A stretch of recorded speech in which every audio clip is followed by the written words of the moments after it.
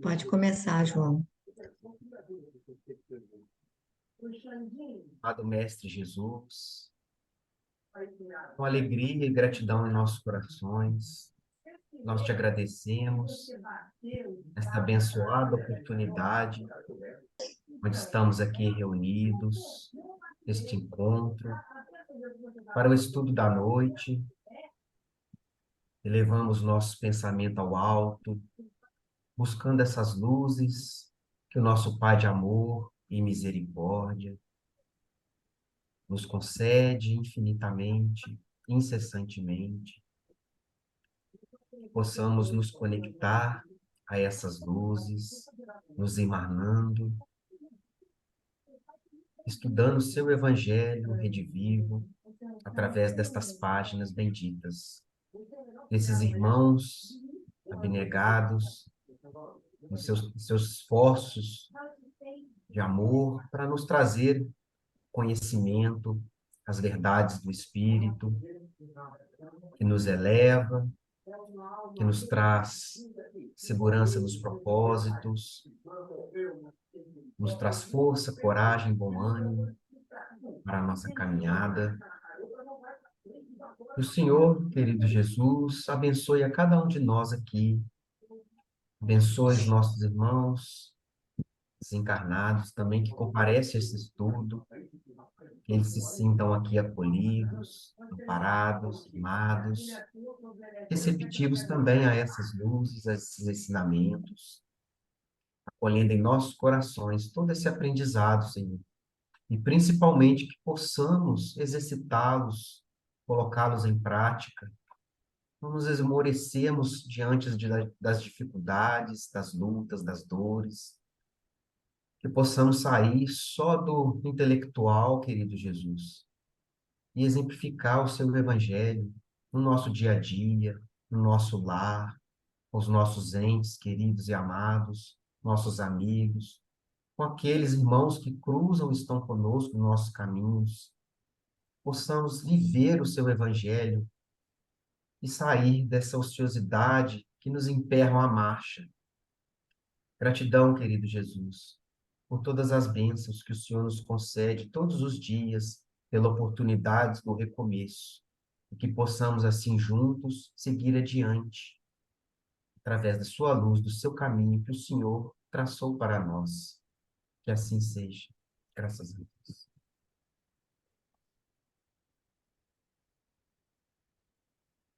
Capítulo 53, Caminho, Verdade e Vida. Paz. Disse-lhes, pois, Jesus, outra vez, paz seja convosco. João, capítulo 20, versículo 21. Muita gente inquieta, examinando o intercâmbio entre os novos discípulos do Evangelho e os desencarnados, interroga ansiosamente pelas possibilidades da colaboração espiritual junto às atividades humanas. Por que razão os emissários do invisível não proporcionam descobertas sensacionais ao mundo? Por que não revelam os processos de cura das moléstias que desafiam a ciência? Como não evitam um doloroso choque entre as nações? Tais investigadores, distanciados das noções de justiça, não compreendem que seria terrível furtar ao homem os elementos de trabalho, resgate e elevação. Aborrecem-se comumente com as reiteradas e afetuosas recomendações de paz das comunicações do além-túmulo, porque ainda não se harmonizaram com Cristo. Vejamos o Mestre com os discípulos, quando voltava a confortá-los no plano espiritual. Não lhe observamos, na palavra, qualquer recado torturante.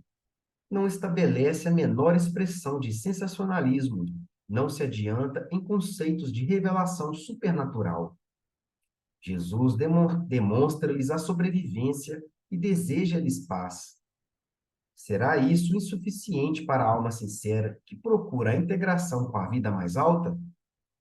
Não envolverá em si grande responsabilidade o fato de reconhecerdes a continuação da existência além da morte, na certeza de que haverá exame dos compromissos individuais, trabalhar e sofrer constituem processos lógicos do aperfeiçoamento e da ascensão, e que atendamos a esses imperativos da lei com bastante paz.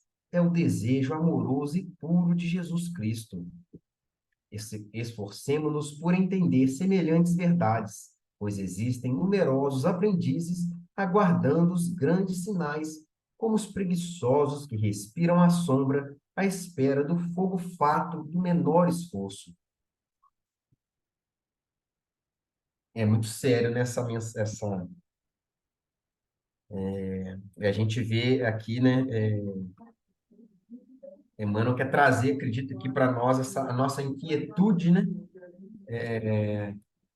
A nossa inquietude, a nossa impaciência, a nossa intempestividade, né? Perante as coisas do espírito, onde a gente, né, espera a lei do menor esforço e querendo adquirir bens, né?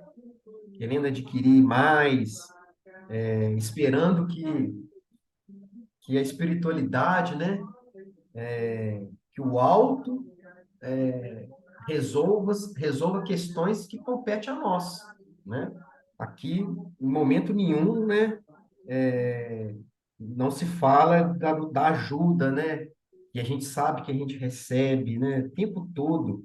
Mas ninguém vai caminhar para nós, ninguém, o movimento é nosso, o caminhar é nosso, né? E evoluir é sofrido, né? Então, como nós vamos nos livrar de séculos e séculos de erros, de equívocos, de más escolhas, sem a gente sofrer o processo do burilamento, né? Do despolo, de retirar essas escamas, essas sombras que nós viemos adensando ao longo dos séculos, né? E a gente fica, né, esperando, né, maravilha, que o céu se fenda, desça aqui uma luz que vai curar tudo, que vai resolver todos os problemas que nós mesmos estamos causando, né? Então, cabe a nós buscar soluções, buscar o aprimoramento,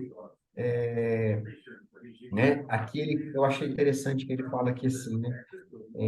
Aborrecem-se comumente com as reiteradas e afetuosas recomendações de paz das comunicações do além-túmulo, porque ainda não se harmonizaram com Cristo. A gente a gente não entendeu a mensagem, né? A essência da mensagem do Cristo, porque a gente acha que viver em paz é viver livre de qualquer problema, viver livre de qualquer dificuldade, de dor.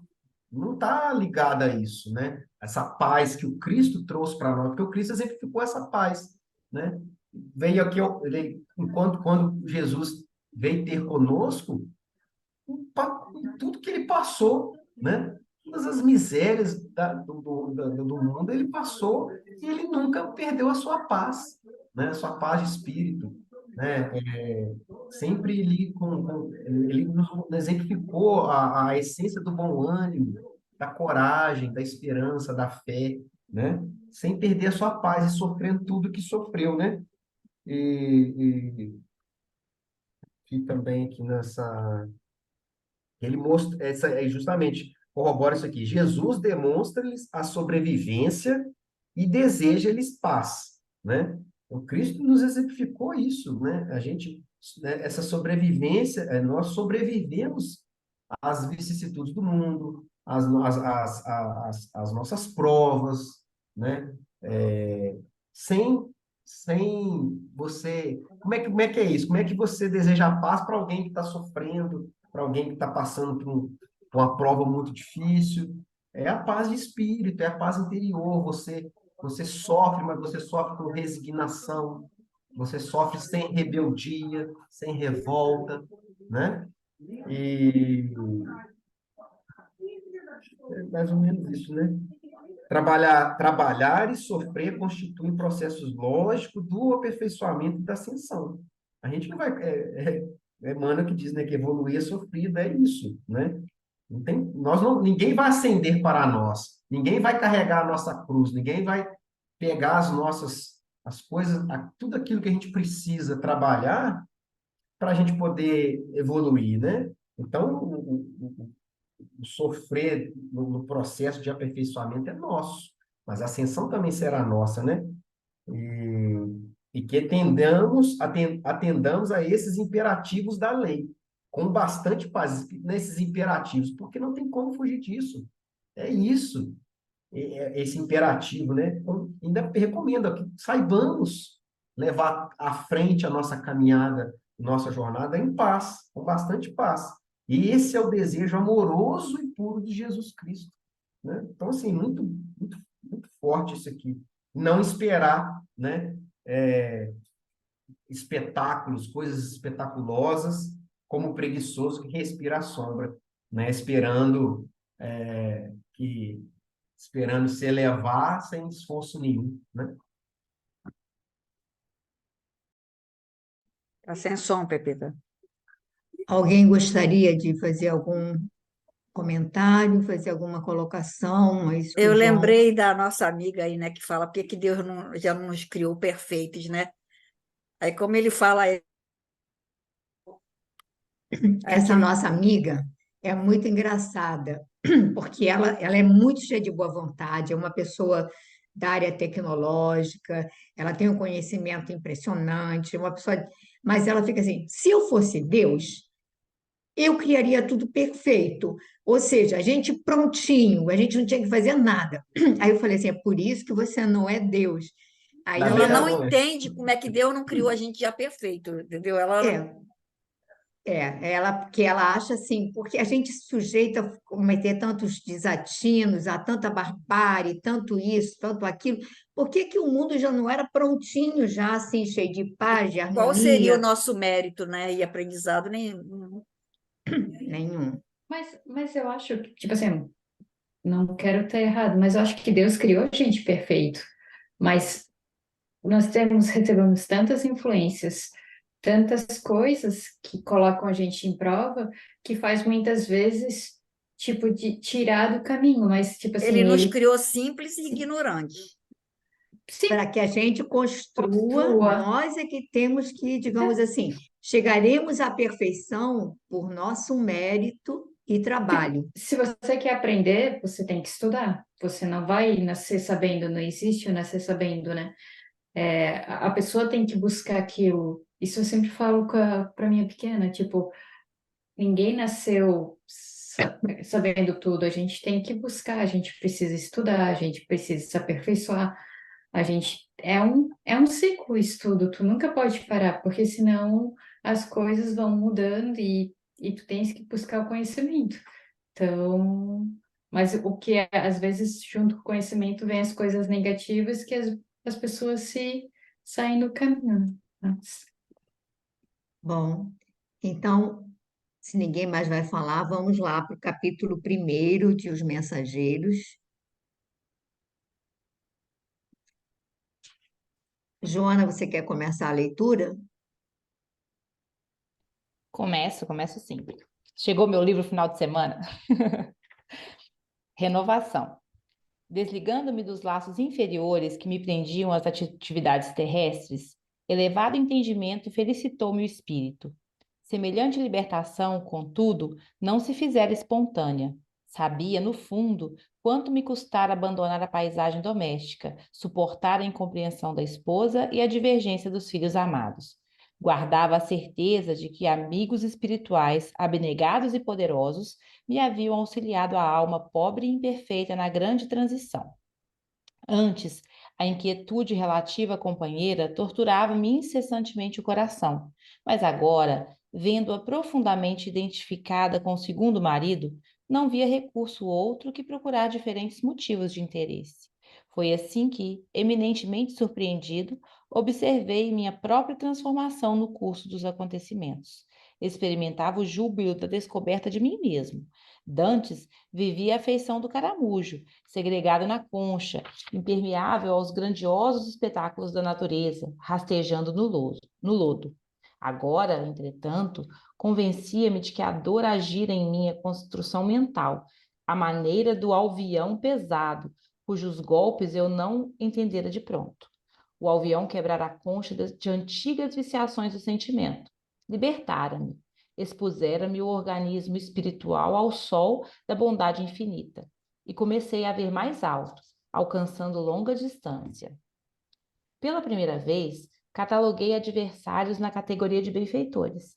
Comecei a frequentar de novo o ninho da família terrestre, não mais como senhor do círculo doméstico, mas como operário que ama o trabalho da oficina que a vida lhe designou. Não mais procurei na esposa do mundo a companheira que não pudera compreender-me, e sim a irmã a quem deveria auxiliar, quanto estivesse em minhas forças. Abstive-me de encarar o segundo marido como intruso que modificara meus propósitos, para ver apenas o irmão que necessitava o concurso de minhas experiências. Não voltei a considerar os filhos propriedade minha, e sim companheiros muito caros, aos quais me competia estender os benefícios do conhecimento novo, amparando-os espiritualmente na medida de minhas possibilidades. Comparar aí, Joana, Vamos. Aqui esse está, dessa- né, o primeiro capítulo, a continuação do nosso lar, eu imagino, né, que André Luiz, ele conta como que ele ficou depois da volta, né, quando ele esteve na Terra, e ele teve aquela transformação ao ajudar o novo marido da esposa, e ao se desprender daquele círculo terrestre, né? Que ele tinha muita posse, aquele sentimento de posse da minha esposa, os meus filhos. Ele viu aquilo como aquilo que tinha transformado, né? Com o auxílio da espiritualidade mais elevada, amigos espirituais, né? Que ele fala que abnegados e espirituosos auxiliaram a alma imperfeita dele nessa transição, de se desprender das coisas da terra, né? Tirar esse sentimento egoísta, né? Esse sentimento de posse humano, sentimento humano que ele trazia do círculo que ele tinha na Terra, né? E aí ele fala aqui que é como ele fez uma comparação com o caramujo, né? Essa descoberta que ele fez dele mesmo, ele comparou com o caramujo, que antes, na concha, né, segregado na concha, não tinha noção do que estava em volta, ficava só rastejando no lodo. E depois, com o alvião, acho que é um instrumento, né, parece uma picareta. Tá é tipo fechado. uma picareta, uma Isso. enxada forte. Então eu Né? acertei. Então acho que é isso mesmo. Aí o alvião quebrou essa concha e ele começou a ver a natureza que estava em volta. Ele passou a perceber coisas que antes ele não percebia. Então ele passou a ver, né, a família dele, o ninho da família, não como mais ele não era mais o senhor daquele círculo doméstico, mas ali ele era um operário ele estava trabalhando junto com aquela família, com outro sentido, né? A esposa era uma irmã. O novo marido não era mais um intruso, ele era mais um irmão que precisava das experiências, da ajuda dele. Os filhos não eram mais propriedades dele, eram como é que ele colocou aqui? Companheiros muito caros, aos quais me competia estender os benefícios do conhecimento novo. Então, assim, ele começa contando a transformação que ele viveu depois daquela experiência na Terra, no final do nosso lar. Foi isso que eu entendi. Eu acho muito importante quando ele vai dizer que a dor, que a gente tanto foge da dor, que a gente sempre, né? A gente falou em dor, nós já trememos, já acionamos todos os santos possíveis, pedindo, mas ele vai dizer que a dor, quando vivenciada, digamos assim, né? Sem rebeldia, com humildade, ele vai dizer: a dor agir em minha construção mental, a maneira do alvião pesado. Ou seja, gente, imagina uma picareta rasgando o solo, né? Porque ele diz que é uma espécie de picareta, de uma enxada forte, pesada. Então, a comparação que ele faz é algo assim bem forte. Foi a dor que o sacudiu, mas a gente não pode esquecer que ele foi sendo preparado ao longo desse ano todo em nosso lar a se confrontar com situações que antecipavam a experiência que ele iria encontrar. Então, a gente vê como é que a providência divina é sábia, ela não nos coloca assim de supetão diante de uma situação sem de alguma maneira nos preparar o espírito para a vivência daquela experiência dolorosa. e aí a gente vai vendo que há essa transformação nele, dele quando ele começa a ver que na realidade somos todos irmãos e que nos cabe a todos trabalhar uns pelo bem dos outros, é que ele se abre a um entendimento maior, não é? Eu acho isso muito importante mesmo, né? E aí ele deixa de, assim, ele abre mão do ciúme, abre mão, né? Ele percebe a identificação da esposa com o segundo marido, quer dizer, ele começa a perceber que há tem uma identificação talvez maior do que tinha com ele. Então pode ver colar aquele sentimento, nossa, fui, né, é, fui deposto, né? Mas aí ele começa a entender a respeitar a escolha, essa decisão é muito bom. Alguém gostaria de falar mais alguma coisa desse trecho? Acho que diz a todos nós. Acho que até tem um link, fica ligado com a leitura da página, né, Pepita, isso que você falou, e da dor agir em minha construção mental. Eu acho que ele estava em paz para aceitar a dor como um fator de crescimento, né? Ele tinha sido preparado ao longo desse ano em nosso lar para aceitar essa dor, né? E eu acho que fez esse gancho, né, com a página, essa parte. Isso. Vou pedir à Fernanda, que ela está aí, estou vendo que ela está muito cansada, para ler, se manter acesa. Quase dormindo. Compelido a destruir meus castelos de exclusivismo injusto, senti que outro amor se instalava em minha alma. Órfão de afetos terrenos e conformado com os desígnios superiores que me haviam traçado diverso rumo ao destino, comecei a ouvir o apelo profundo e divino da consciência universal. Somente agora percebia quão distanciado vivera das leis sublimes que regem a evolução das criaturas. A natureza recebia-me com transportes de amor. Suas vozes agora eram muito mais altas que as dos meus interesses isolados. Conquistava pouco a pouco o júbilo de escutar-lhe os ensinamentos misteriosos no grande silêncio das coisas. Os elementos mais simples adquiriam a meus olhos extraordinária significação. A colônia espiritual que me abrigara generosamente revelava novas expressões de indefinível beleza. O rumor das asas de um pássaro, o sussurro do vento e a luz do sol pareciam dirigir-se à minha alma, enchendo-me o pensamento de prodigiosa harmonia. A vida espiritual, inexprimível e bela, abria-me os pórticos resplandecentes, até então viver em nosso lar como hóspede enfermo de um palácio brilhante, tão extremamente preocupado comigo mesmo, que me tornara incapaz de anotar deslumbramentos e maravilhas. A conversação espiritualizante tornara-se-me indispensável.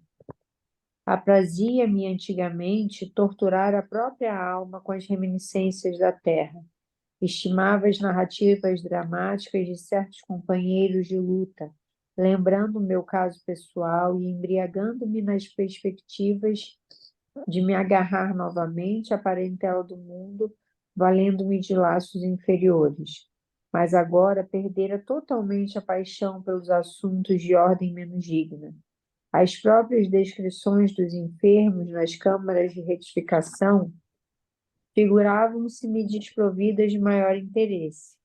Não mais desejava informar-me da procedência dos infelizes.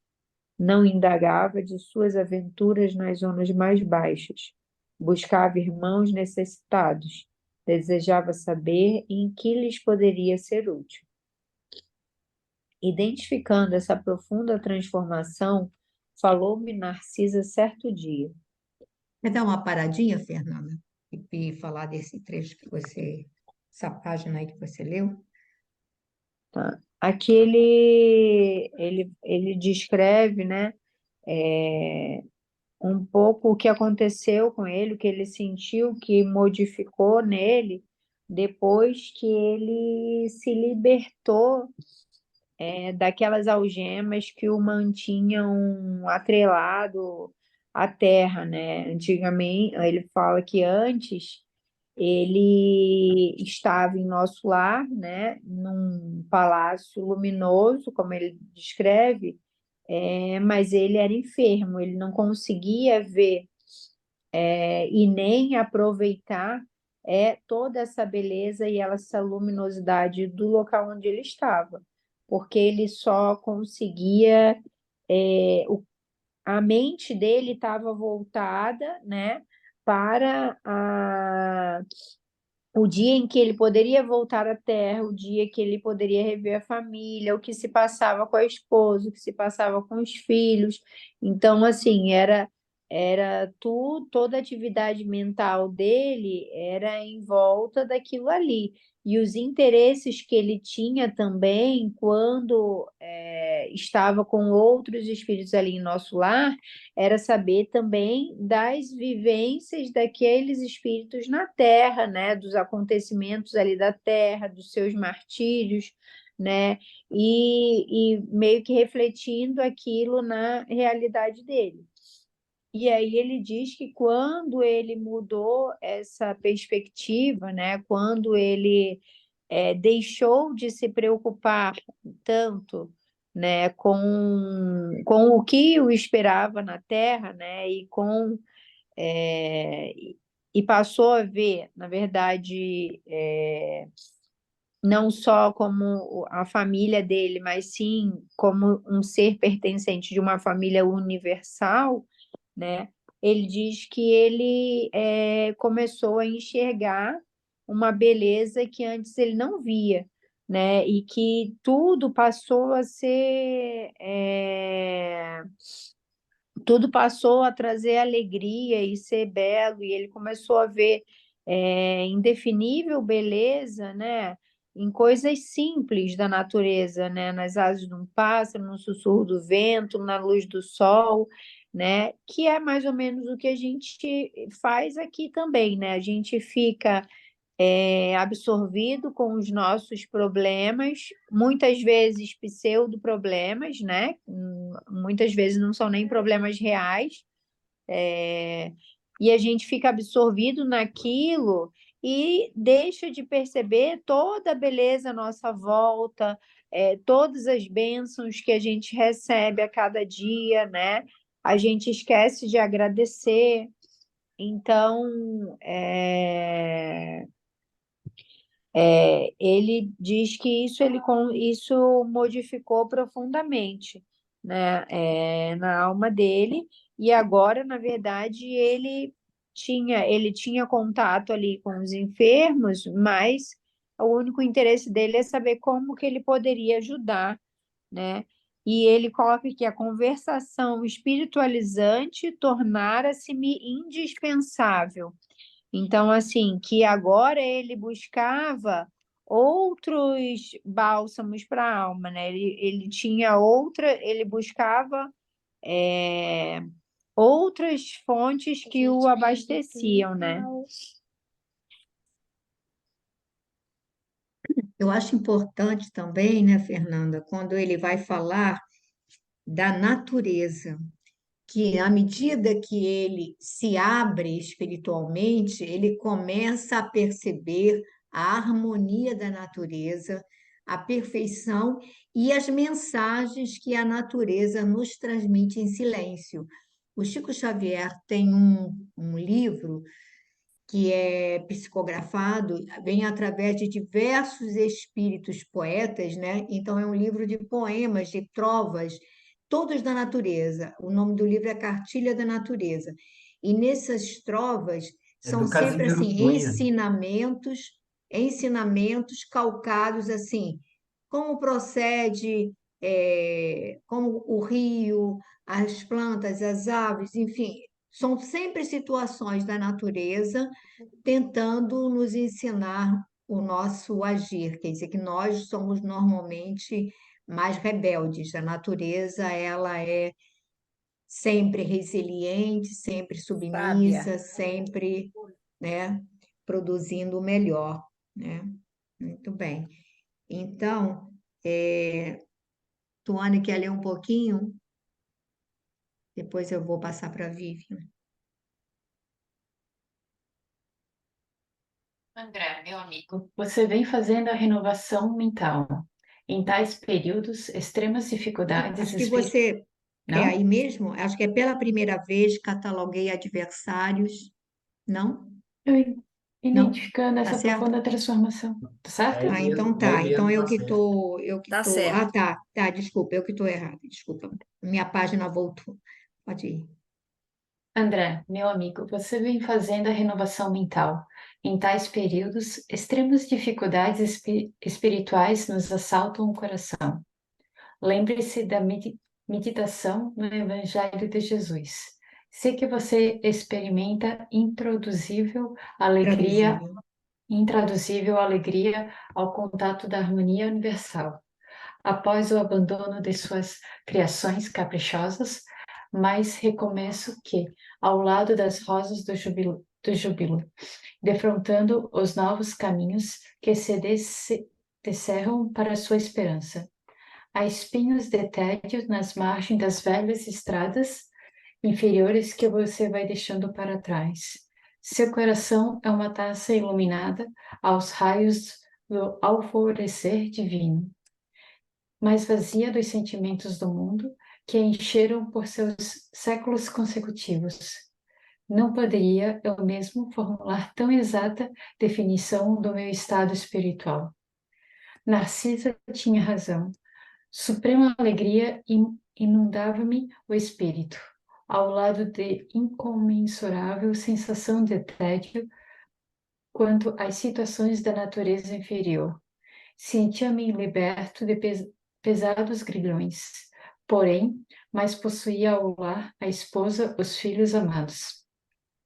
Regressava frequentemente ao círculo doméstico e aí trabalhava pelo bem de todos, mas sem qualquer estímulo.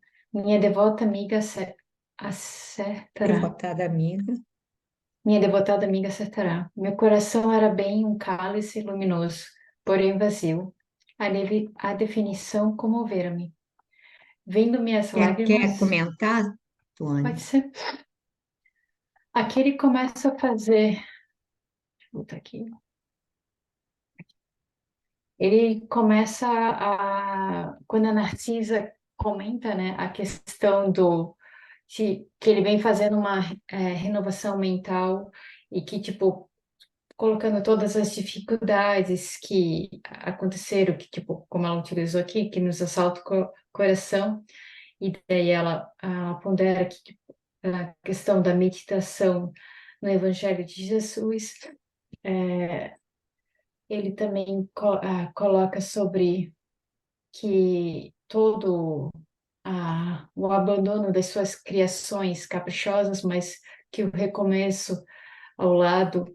Então, ele vem dando um detalhamento de toda. A Narcisa colocou todo um detalhamento e é onde ele concorda, né? Que ele, tipo, ele diz que Narcisa tinha razão, suprema alegria inundava-me o espírito ao lado de incomensurável sensação de tédio, mais as situações da natureza inferior. Sentia-me liberto dos pesados grilhões.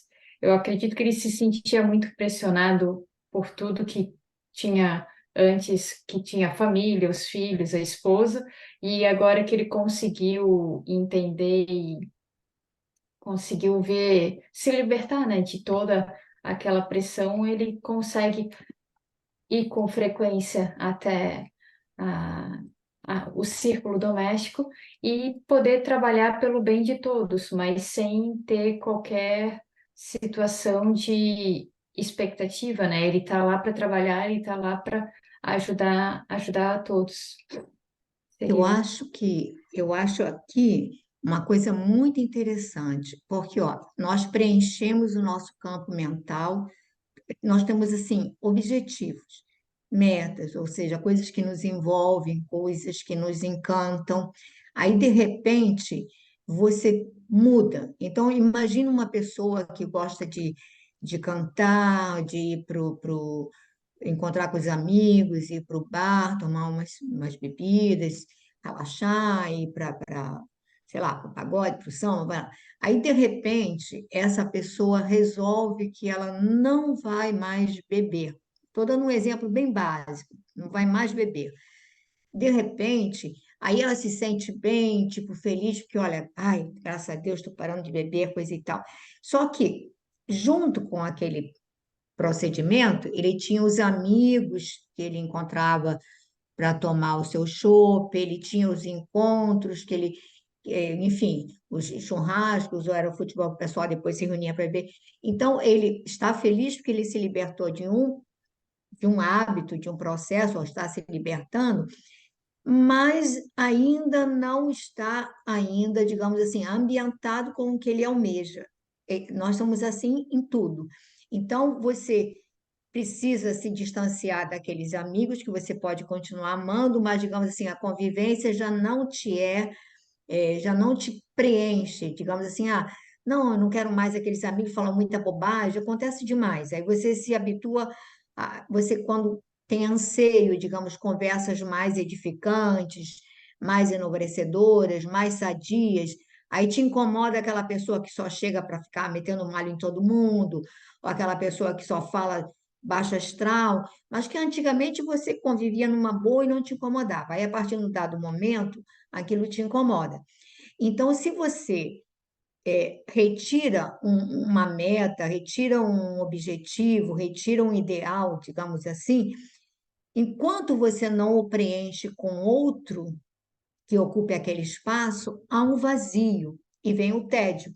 Então, o problema, digamos assim, de qualquer pessoa que resolve, vou parar de beber, ou vou parar de fumar, ou vou parar de fazer isso ou aquilo, ela está atrelada a uma série de hábitos, a uma série de procedimentos ou de circunstâncias que, na hora que ela resolve parar, aquilo ali vai dar um vazio, até que ela preencha com novos. Então, é aquela pessoa que ela vai precisar, se ela tinha amigos que bebiam, aí de repente ela não quer mais beber, ela tem que construir um novo círculo de amizades. Enquanto isso não é construído, gente, tem aquela coisa assim, não, isso eu não quero mais, mas ainda não construiu o outro. Então, é o que a Narcisa diz para ele: olha, você é uma taça luminosa, mas que está vazio. Ou seja, você abriu mão de que, assim, aquela coisa de a minha família, ele passava, a gente lembra que ao longo do livro Nosso Lar, a toda hora que ele podia, ele lembrava da possibilidade de visitar a família, porque a família, então, foi como a Fernanda, acho que foi a Fernanda que falou, ele vivia, aquilo ali era uma ideia recorrente, permanente. Aí, de repente, ele descobre que, olha, ele continua tendo afeição por aqueles entes, eles são queridos, mas a esposa passou a ser irmã. E os filhos também passaram a ser irmãos que ele tem que ajudar, respeitar, mas não com aquele sentimento.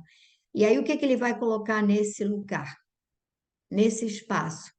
Por isso, gente, que a gente tem tanta dificuldade de fazer mudanças em nossa vida, porque não é só dizer assim, olha, eu não quero mais isso, mas junto com o que eu não quero mais isso, quais são os hábitos a que digamos assim, estavam ali atrelados àquilo.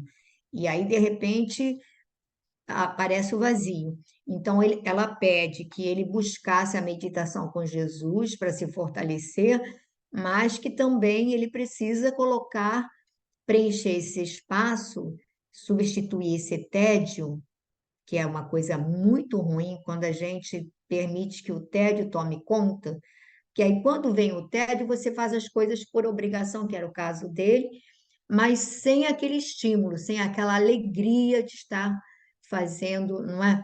Então, ela quer que ele volte a trabalhar com esse estímulo, com essa alegria. E aí a gente vai ver que ela vai colocar aqui para frente. Eu acho que eu não sei se eu me expliquei direito, mas é algo que a gente tem uma dificuldade enorme. E toda vez que a gente tem mudança, nós vamos ter esse problema, assim, de como você vai fazer os ajustes, né? Com o que você vai preencher aqueles espaços, né? Isso é importante. Alguém gostaria de ter algum comentário que possa enriquecer ou Pepita, esclarecer melhor? isso, e não, isso que você falou é muito verdade. A gente vê nas mensagens do Emmanuel, em várias obras dele, que ele fala isso aí. O que que você por que que ele recomenda o trabalho no bem? Vai para o trabalho no bem, é justamente esse preenchimento, né? Nossa, você fala assim, eu me senti uma época assim, meio perdido por conta de você querer se livrar de certos hábitos, certos gostos e não exatamente não preencher isso. Então, quando eu comecei a fazer trabalho voluntário, né, fazer trabalho bem sair de mim, isso, aí eu comecei a não ficar pensando naquilo que eu estava tendo que deixar para trás, porque é difícil, por isso que a gente sofre, porque é algo que a gente é apegado, né? Pode ser um vício, né, por uma bebida, droga, ou qualquer outro tipo de situação que não agrega, mas que de uma certa forma nos faz mal. Se a gente não buscar esse preenchimento que você mencionou, vai, vai ficar. Aí é depressão, né? Tem muitos casos, a gente tem depressão, suicídio, pessoas que vivem angustiadas, né? Tristes, acho que é isso mesmo. Então, vou pedir a Vivian para dar prosseguimento aqui na leitura. Vendo minhas lágrimas silenciosas, Narcisa acentuou: encha sua taça nas águas eternas daquele que é o doador divino. Além disso, André, todos nós somos portadores da planta do Cristo na terra do coração. Em períodos como o que você atravessa, há mais facilidade para nos desenvolvermos com êxito se soubermos aproveitar as oportunidades. Enquanto o espírito do homem se engolfa apenas em cálculos e raciocínios, o Evangelho de Jesus não lhe parece mais que repositório de ensinamentos comuns. Mas, quando se lhe, quando se lhe despertam sentimentos superiores, verifica que as lições do Mestre têm vida própria e revelam expressões desconhecidas à sua inteligência, à medida que se esforça na edificação de si mesmo como instrumento do Pai. Quando crescermos para o Senhor, seus ensinos crescem igualmente aos nossos olhos. Vamos fazer o bem, meu caro. Encha seu cálice com o bálsamo do amor divino, já que você pressente os raios da alvorada nova.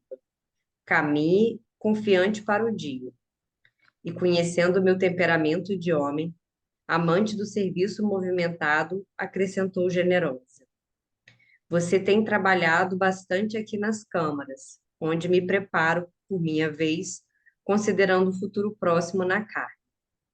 Não poderei, portanto, acompanhá-lo, mas creio deve você aproveitar os novos cursos de serviço instalados no Ministério da Comunicação. Muitos companheiros nossos habilitam-se a prestar concurso na terra nos campos visíveis e invisíveis ao homem, acompanhados todos eles por nobres instrutores. Poderia você conhecer novas experiências, aprender muito e cooperar com excelente ação individual. Por que não tenta? Antes que pudesse agradecer o alvitre valioso, Narcisa foi chamada ao interior das câmaras a serviço, deixando-me dominado por esperanças diferentes, que quantas abrigará até então relativamente às minhas tarefas. Na verdade, quando eu li o capítulo antes do estudo, eu achei, assim, acho que foi até uma chamada, né? Até para a gente começar a perceber como é que as coisas funcionam, porque a gente sai do nosso lar onde ele estava aprendendo as coisas e que ele começa a mostrar para a gente o fruto, a colher os frutos do que ele plantou lá no começo, né? De se dedicar ao trabalho, buscar novas formas de pensar, novos conhecimentos. E aí é que ele começa a falar isso, né? Que depois disso tudo que ele passou, que ele vivenciou, ele foi se desprendendo e evoluindo, né? Ele percebe essa mudança que ele tem, ele larga essas coisas mais materiais, ele esvazia esse cálice dele do que era muito matéria, muito do que ele vivencia, do que ele era, e ele se abre para uma nova oportunidade nesse momento que ele esvazia esse cálice, né? Mas do que ele vai encher aquilo? Do que a gente quer encher também, né? Isso a gente, acho que é até um pouco para a gente, porque a gente está aqui estudando, aprendendo, as oportunidades aparecem para a gente trabalhar, né? Enquanto a gente está no caminho, caminhando, fazendo as nossas obrigações, e a gente está no momento assim, eu aprendi. Será que eu esvazio o suficiente para poder encher com alguma coisa que realmente preenche, que é importante, que é de Deus? E ele até fala aqui: todos nós somos portadores da planta do Cristo na terra do coração. Então, acho que a gente tem essa essência de Deus. Então, quando a gente se dispõe, deixa isso aflorar, isso fluir, as coisas mudam um pouco de visão, né? Que ele fala aqui. Enquanto o espírito do homem se engolfa apenas em cálculos e raciocínios, o evangelho de Jesus não lhe parece mais que repositório de ensinamentos comuns. Mas quando se lhe despertam sentimentos superiores, verifica que as lições do mestre têm vida própria e revelam expressões desconhecidas da sua inteligência, à medida que se esforça na edificação de si mesmo como instrumento do Pai. Eu acho que é isso. A gente tem esse cálice vazio, a gente tem a oportunidade de encher, e quando a gente realmente se abre para isso, que é aquela semente que a gente tem na nossa consciência, do que é importante, do que a gente deve fazer, de como a gente deve trabalhar, a gente muda de visão, a gente larga o que não é importante, a gente busca novos caminhos, a gente busca novas formas de trabalhar, que eu acho que foi um pouco o que aconteceu com ele, né? Nesse processo todo, ele foi esvaziando e essa semente está ali para poder florescer. E aí a Narcisa, acho que como tudo na vida da gente, a gente vai sendo preparado, né? Aí ela chama a atenção dele e fala para ele aproveitar as oportunidades de novos cursos de serviços e para o Ministério da Comunicação, né? Porque a gente tem várias formas de trabalho. Ele que se dedicou muito tempo às câmaras, ali vislumbrava uma oportunidade nova.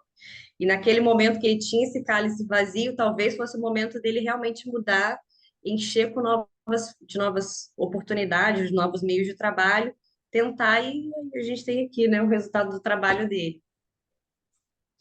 É muito, muito bom essa colocação, muito boa, e é isso mesmo, a gente vai vendo, você vê que ela disse, olha, no início ela diz que a ministra veneranda tinha pedido para que ela trabalhasse nas câmaras por 10 anos, não é isso? E ela já tinha 6, alguma coisa assim.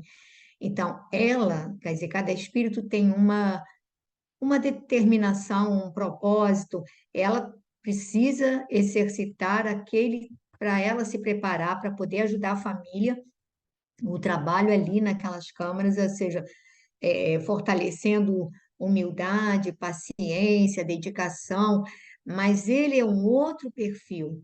Quer dizer, ele passou aquele ano todo lá e agora ele já demonstrou, digamos assim, o empenho, como ela disse, num trabalho mental. Ele chega a falar da necessidade de conversações espiritualizantes, ou seja, não quer mais tipo de conversa que não traga muito não seja educativa do ponto de vista espiritual. E aí a gente também começa a perceber na gente, não como o André, é claro, mas que às vezes certos tipos de assuntos, já repararam, às vezes nos incomodam, não temos mais prazer de conversar sobre certas coisas. Há um processo de conscientização, pode ser mais lento, pode ser, não é? Que a gente também, você tem uma vida em família, você tem que ter jogo de cintura para poder conviver, mas aí a gente começa a ter um processo mais seletivo, né, do que a gente vai ver, do que a gente vai assistir, do que a gente vai, não é? Alguém gostaria de falar alguma coisa, fazer alguma colocação a mais? Não? Vivian quer falar? Pode falar. Não, eu acho que é isso. E a gente também tem, né, querer ver, né, enxergar oportunidades para a gente mudar, enxergar oportunidades para a gente mudar um pouco o leme, o que a gente quer, o que a gente busca. Porque às vezes a gente até fala, quero mudar, quero fazer, mas a gente também não quer ver o que está ali à disposição, né? E nem sempre o que está à disposição para essa mudança é da forma que a gente imagina, né? As É coisas vão verdade. aparecendo, as oportunidades estão ali, a gente tem que ter olhos de ver, né? Porque não adianta, quero mudar, quero ser uma pessoa melhor, mas aí tenho que ganhar na loteria para conseguir fazer isso, aquilo. Às vezes não, a gente precisa de muito pouco, ou quase nada, né? a gente primeiro precisa querer, e aí a gente não quer ver o que está ali, o que é simples, o que é fácil e que a gente não consegue. Aproveitar essa oportunidade para poder fazer ter essa mudança, encher esse cálice da gente com coisas diferentes. É muito fácil a gente falar, eu quero, mas a gente não consegue, às vezes, fazer no simples, né? É verdade. Bom, filha, eu tô vendo que você está morta de cansada. Você consegue cantar alguma coisa pra gente? Ou se não, eu peço a sua tia. Pode contar. Hoje eu tô com bastante sono mesmo. Tô vendo. Gripada também.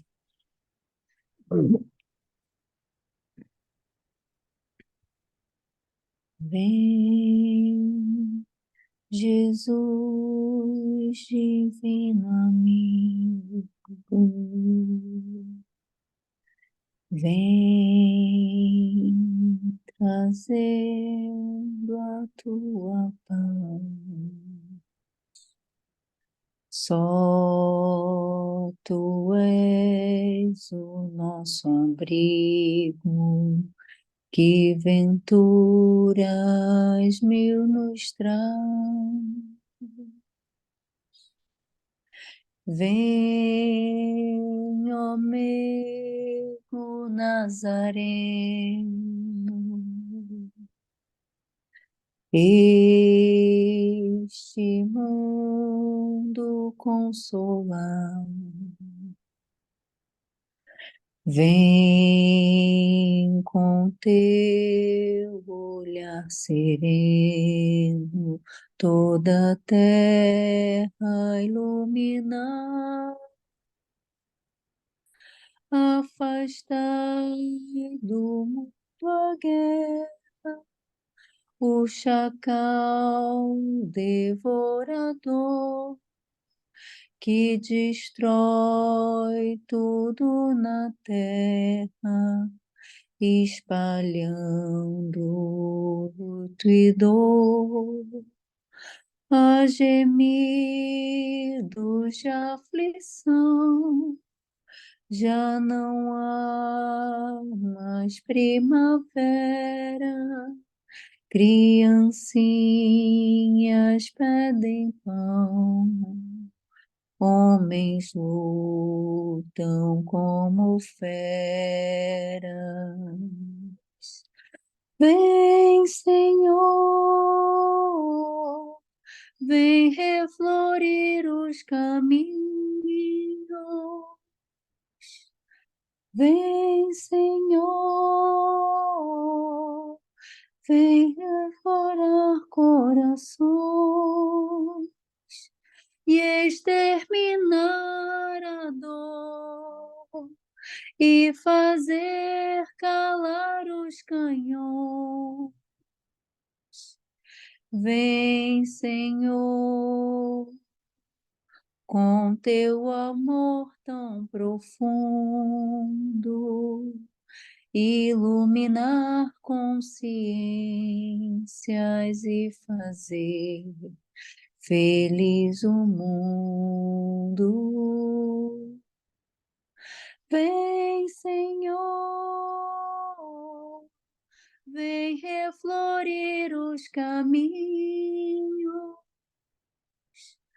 Vem, Senhor, vem transformar corações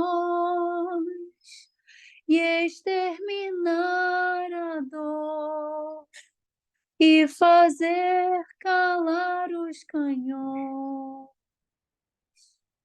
Vem, Senhor, com teu amor tão profundo, iluminar consciências e fazer feliz o mundo.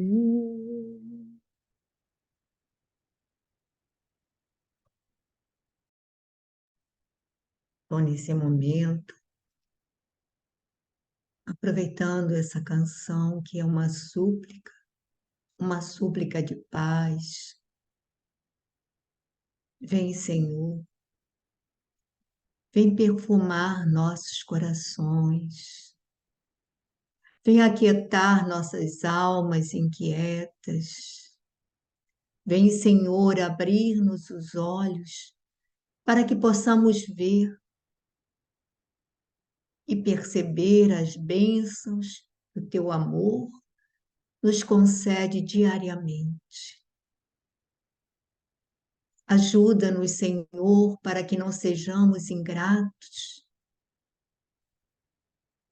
que possamos perceber o quanto a tua misericórdia nos concede diariamente. Na palavra amiga de alguém que está perto, no afeto das pessoas que nos cercam, na oportunidade de trabalhar, na oportunidade de poder estudar, no lar que nos acolhe, nos entes queridos e até na presença daqueles que muitas vezes são a nossa dificuldade. Ajuda-nos, Senhor, porque, como disse o nosso irmão André, os nossos adversários não são nossos inimigos, são nossos instrutores, estimulando-nos a paciência, o perdão, a calma, a serenidade, a capacidade de superar dificuldades. Pedimos também, Senhor, que abençoes a todas as nossas irmãs que hoje não puderam comparecer, não puderam participar, que onde quer que se encontrem sejam envolvidas pelo teu amor. Te pedimos, Mestre, que abençoes os nossos lares, abençoes os nossos ambientes de trabalho, abençoes a todos os espíritos que se encontram próximos nesse momento, que eles também, Senhor, sejam acolhidos e amparados por Ti. E assim, Senhor, muito gratos pela oportunidade. Fica conosco agora e sempre. Que assim seja.